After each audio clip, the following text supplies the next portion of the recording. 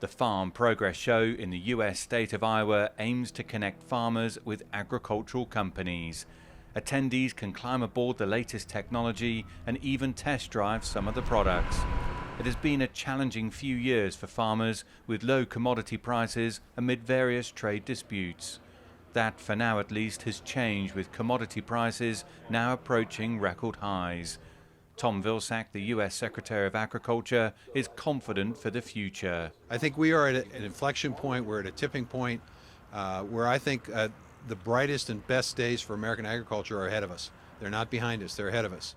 That buoyancy is reflected among many of the farmers, although there are concerns over inflation, with costs such as fertilizers rising significantly.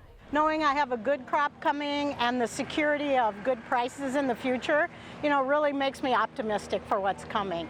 Even though, a lot of our prices are pretty high. There's a lot of positive, people because of the prices we've got. And the big negative, though, is our inflation rate and the cost of inputs. So a year from now, we could be looking at a whole different situation. The optimism among many of the farmers attending this show is clear to see. But here in the US Midwest, the growing conditions have been largely favorable. But that's not the case elsewhere. Large areas of the southern and western parts of the US have experienced a drought, with nearly 40% of farmers writing off their crop this year. And the weather has certainly gotten more extreme over the last few years. So this year, we have farms in Texas where you've got major losses in the cotton crop, for example.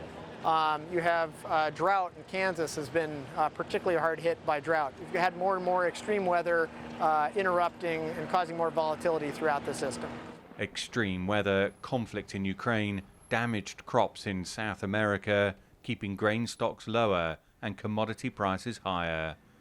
Dan Williams, CGTN, Boone, Iowa.